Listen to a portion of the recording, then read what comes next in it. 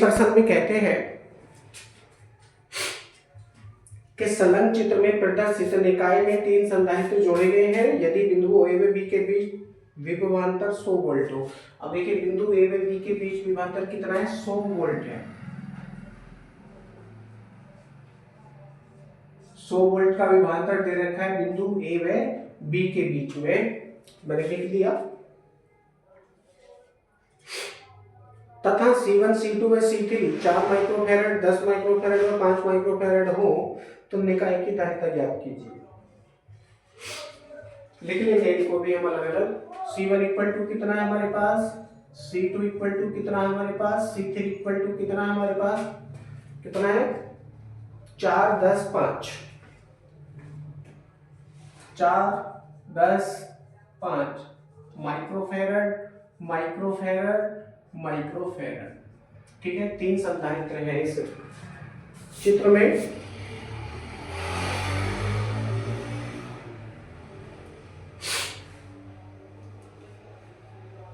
अब हमसे पूछा है पहले क्वेश्चन में निकाय की धारिता, निकाय की धारिता। तो मैं पहला क्वेश्चन यहां से करने का प्रयास करता हूं, फर्स्ट खंड। अब देखिए संधारित्र C2 व संधारित्र C3 एक ही तार से जुड़े होने के कारण श्रेणी क्रम में है।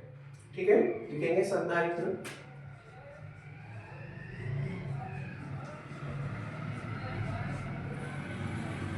C2 व C3 श्रेणी क्रम में है।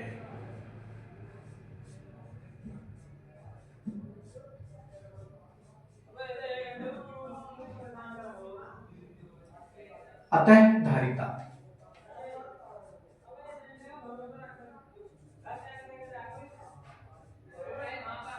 धारिता कितनी हो जाएगी, 1/c equal to 1/c1 plus 1/c2, यानी 1/c2 प्लस 1/c3, क्योंकि C2 व C3 के बीच में आप फाइंड कर रहे हैं। तो क्या हो जाएगा ये सूत्र, 1/c इक्वल टू 1/c2 की वैल्यू 10 और C3 की वैल्यू 5। 10 और 5 का एलसीएम कितना हो गया, 10 हो गया। एक बार कटेगा ये, 2 बार कटेगा, पलट लो तो C इक्वल टू 10/2 और 1 3 माइक्रोफैरड। यानी जो धारिता है दोनों संधारित्रों की कितनी आ गई है, 10/3 माइक्रोफैरड आ चुकी है। और इसका नाम है तुल्य संधारित्र का C। इसका नाम कितना है, C नाम है, इन दोनों के स्थान पर नाम है C। और इसकी धारिता कितनी है, 10/3 माइक्रोफैरड। अब ये तुल्य संधारित्र और ये संधारित्र C1 कौन से क्रम में आ जाते हैं, अलग अलग तार से जुड़े होने के कारण समांतर क्रम में आ जाते हैं। अब समांतर क्रम का सूत्र लगाकर इसको हल करेंगे।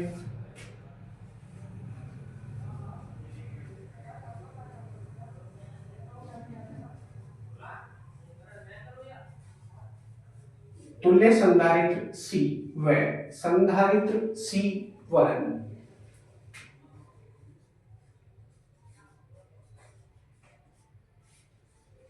कौन से क्रम में है, समांतर क्रम में है।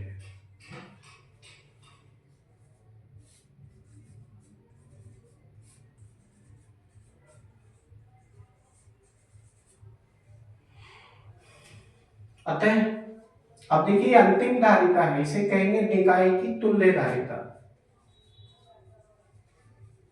इसके बाद तो कोई और संधारित्र बचेगा नहीं, इसलिए निकाय की तुल्य धारिता ये हो जाएगी।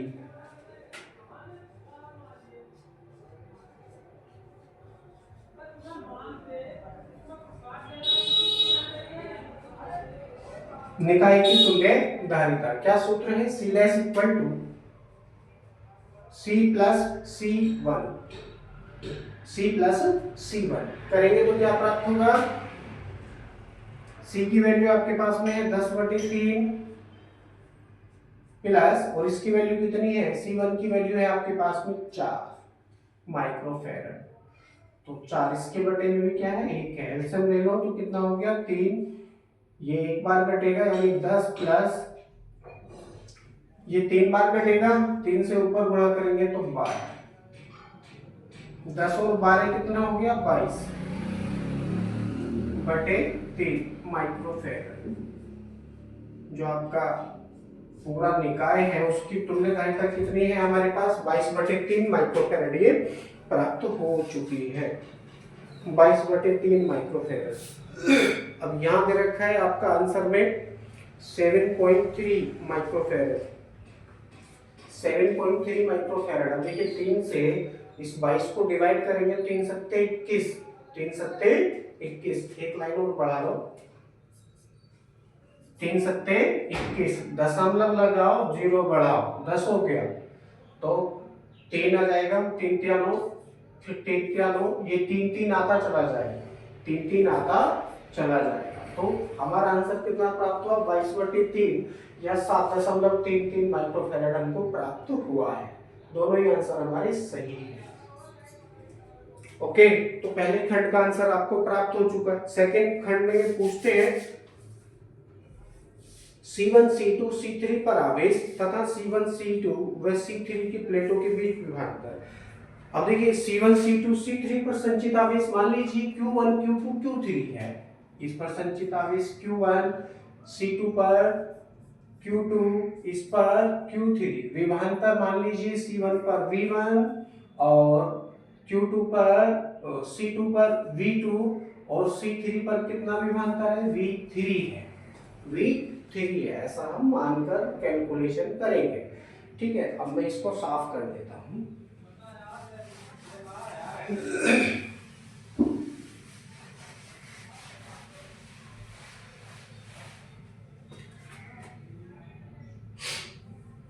संचित आवेश हम बाद में ज्ञात करने का प्रयास करेंगे, परंतु पहले हम विभव ज्ञात कर लेते हैं।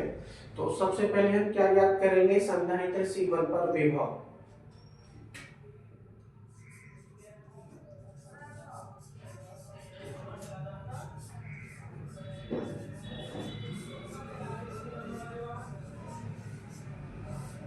संधारित्र C1 पर विभव कितना हो जाएगा, V1 आपने इसको माना है, V1 equal to V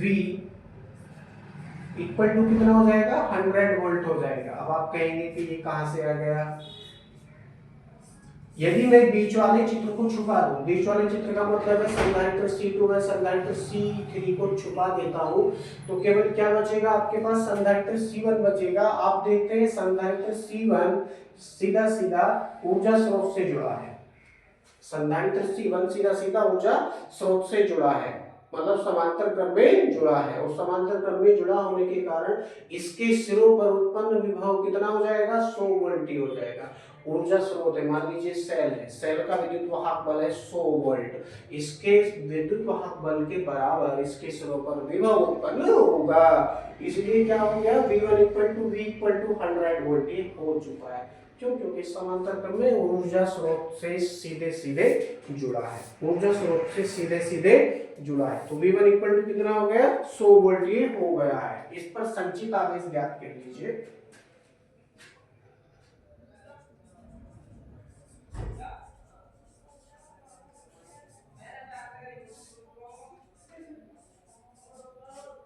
C1 पर संचित आवेश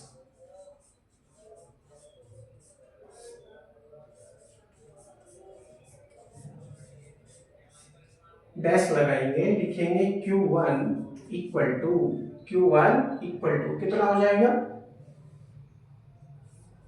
C1 V1, C1 कितना हमारे पास 4 माइक्रोफैराड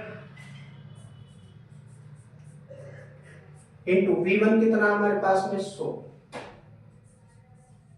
वोल्ट।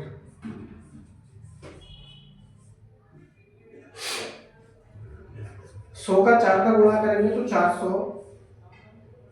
माइक्रो कूलम्ब प्राप्त होगा। संधारित्र C1 पर संचित आवेश कितना है 400 माइक्रो कूलम्ब है, 400 माइक्रो कूलम्ब का आवेश है संधारित्र C1 पर। भैया आपके सेकेंड और थर्ड क्वेश्चन एक साथ होने शुरू हो गए हैं, जहां जहां जिसकी आवश्यकता पड़ेगी हम वो वैल्यू वहां पर प्राप्त करते रहेंगे, जैसा कि हमने पिछले क्वेश्चंस में किया था। ठीक है ना, सेकंड और थर्ड क्वेश्चन एक साथ।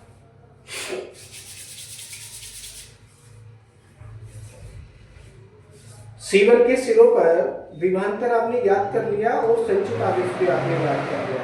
अब आपके पास बचे हैं संधारित्र C2 व संधारित्र C3।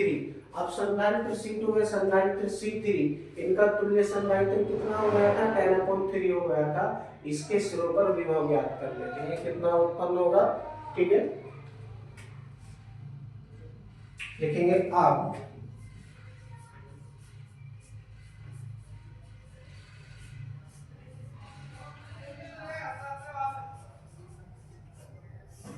तुल्य संधारित्र के सिरों पर उत्पन्न विभव भी कितना होगा, 100 वोल्ट ही होगा। क्यों होगा, क्योंकि ये ही डायरेक्टली ऊर्जा स्रोत से जुड़े हैं, ऊर्जा स्रोत से जुड़े हैं। अब तुल्य संधारित्र C क्या माना है आपने, तुल्य संधारित्र को C माना है, वैल्यू है 10/3 माइक्रोफैराड।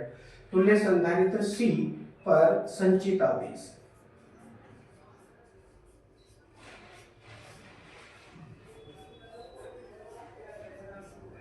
आवेश ज्ञात कर लेते हैं। तुल्य संधारित्र है, वैल्यू आ जाएगी QC, सापेक्ष में क्या आ जाएगा, C आ जाएगा।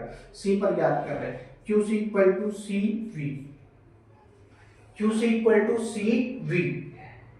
वैल्यू रखेंगे, C की वैल्यू आपके पास में है 10/3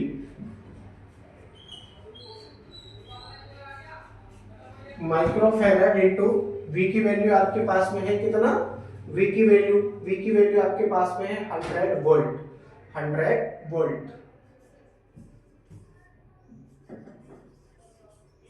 गुणा करेंगे तो क्या प्राप्त होगा आपको, QC इक्वल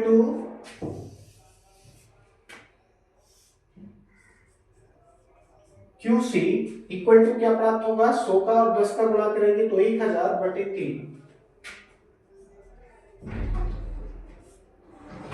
1000/3 माइक्रोकूलम। कितना संचित आवेश होगा, किस पर होगा, ये तुल्य संधारित्र पर। तुल्य संधारित्र किन किन का है, संधारित्र C2 है, संधारित्र C3 का तुल्य संधारित्र।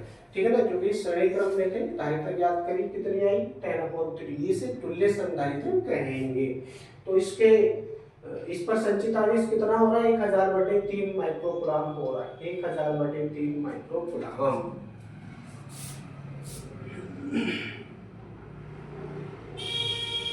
1000/3 माइक्रोकूलम। अब चूंकि संधारित्र C2 में संधारित्र C3 श्रेणी क्रम में जुड़े हैं, इसलिए इन पर संचित आवेश बराबर बराबर होगा। लिखेंगे चूंकि का चिन्ह लगा करके संधारित्र, कारण भी मैं हाथों हाथ लिख रहा हूं ताकि आपको किसी प्रकार का कोई भी कंफ्यूजन ना रहे। क्यों बराबर होगा, क्योंकि श्रेणी क्रम में जुड़ रहे हैं, इसलिए संचित आवेश बराबर होगा। धारिताएं बेशक उनके अलग अलग हो, नो प्रॉब्लम, कोई फर्क नहीं पड़ता, लेकिन संधारित्र श्रेणी क्रम में जुड़ रहे हैं, इसलिए इनके सिरों पर, इन पर संचित आवेश बराबर होगा। वोल्टेज अलग अलग और आवेश बराबर बराबर।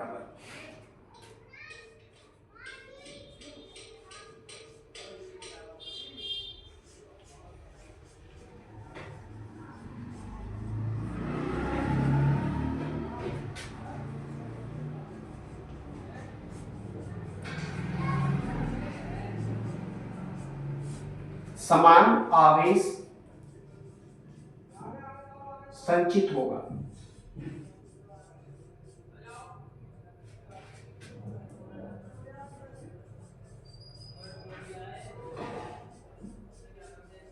अब देखिए संधारित्र C1 तो C2 है C3 पर संचित आवेश क्या माना है आपने, Q2 है Q3 माना है, और ये श्रेणी क्रम में जुड़ रहे हैं, इसलिए ये बराबर होंगे। तो Q2 equal to Q3 equal to करके मैं लिख सकता हूं equal to QC equal to कितना हो जाएगा, 1000/3,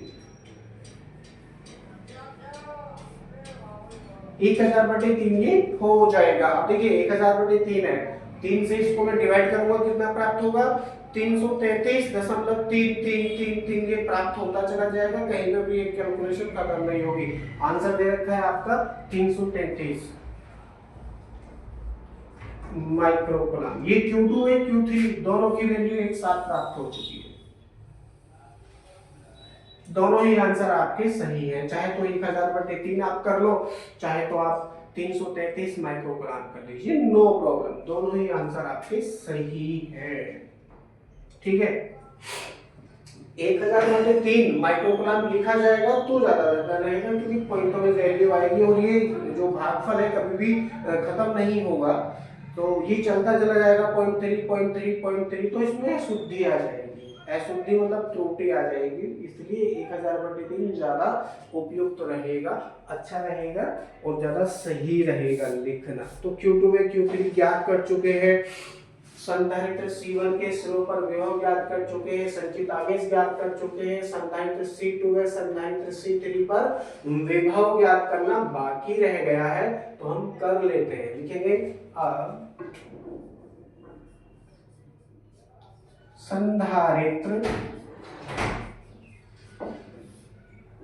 संधारित्र C2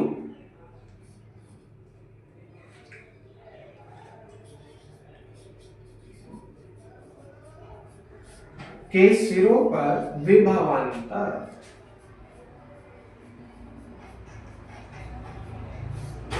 कितना हो जाएगा, C2 है तो V2 इक्वल टू Q2/C2, इसी का हम प्रयोग करेंगे और वैल्यू प्राप्त करेंगे। Q2 की वैल्यू आपके पास में कितनी है, 1000/3 है, 1000/3 है, और C2 की वैल्यू आपके पास में कितनी है, C2 की वैल्यू 10, तो बटे में 10 कहाँ पहुंचेगा, ये यहां पहुंचेगा।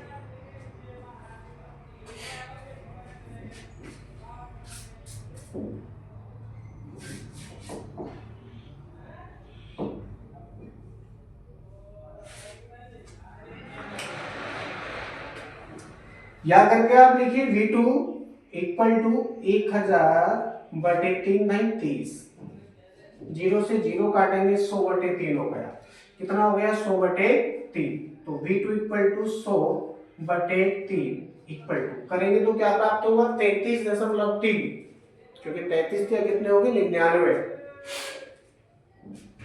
33.333 ये आता चला जाएगा, कहीं पर भी खत्म नहीं होगा, इतना वोल्ट हो गया।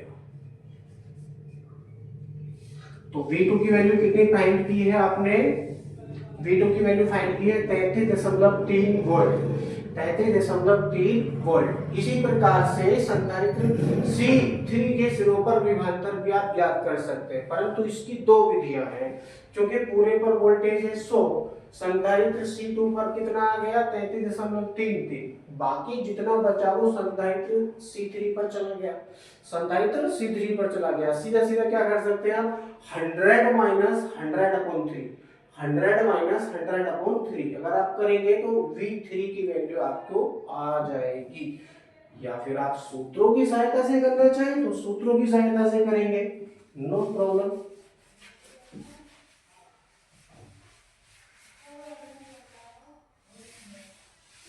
सेकेंड और थर्ड क्वेश्चन एक साथ लिखेंगे इसी प्रकार,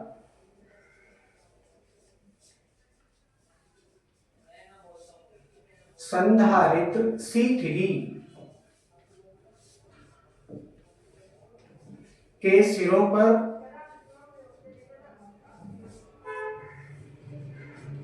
विभवांतर कितना हो जाएगा V3 इक्वल टू Q3/C3, प्रयोग करेंगे वैल्यू, Q3 की वैल्यू कितनी है, Q3 की 1000/3,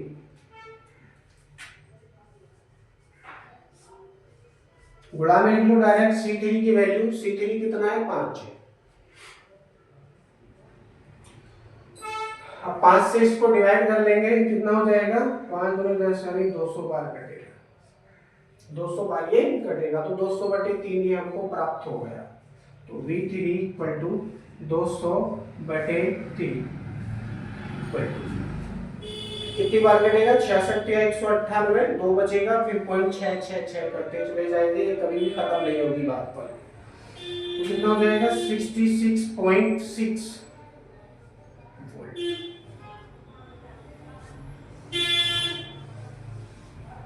ठीक है, सूत्रों की सहायता से तो ये प्राप्त हो गया। अब एक और विधि है जिसको मैं माइनस वाली विधि कहता हूँ। v3 इक्वल टू कितना है, v minus v1, sorry v minus v2 करेंगे तो क्या प्राप्त होगा, 100 माइनस v2 की वैल्यू 100/3 कितना है, 3 से 100 का गुणा करेंगे तो 300 माइनस 100/3 कितना हो गया, 200/3। तो भी एक वैल्यू प्राप्त हो जाएगी। 200/3 का मतलब कितना है, 86.6। तो इस विधि का प्रयोग करके भी आप ये वैल्यू फाइंड कर सकते हैं, नो प्रॉब्लम। यहाँ आने के पश्चात ये प्रश्न आपका कंप्लीट हो जाता है। आप एक और वैल्यू निकालना चाहें तो और निकाल सकते हैं। संचित ऊर्जा भी आप ज्ञात कर सकते हैं कि पूरे निकाय पर कितनी ऊर्जा संचित होगी, या फिर आप अलग अलग भी ऊर्जा ज्ञात कर सकते हैं, क्योंकि Q1 Q2 Q3 V1 V2 V3 C1 C2 C3 सबकी वैल्यू अलग अलग है, सब पर संचित ऊर्जा भी अलग अलग आप ज्ञात कर सकते हैं। ऊर्जाओं का अनुपात भी आप ज्ञात कर सकते हैं, ऊर्जाओं का योगफल, ऊर्जाओं का अंतर भी आप ज्ञात कर सकते हैं। Okay, no problem. इस क्वेश्चन में और बहुत सारे प्रश्न बन जाएंगे। आई होप आपको समझ में आया होगा। बाकी अगले प्रश्न आपके नेक्स्ट वीडियो में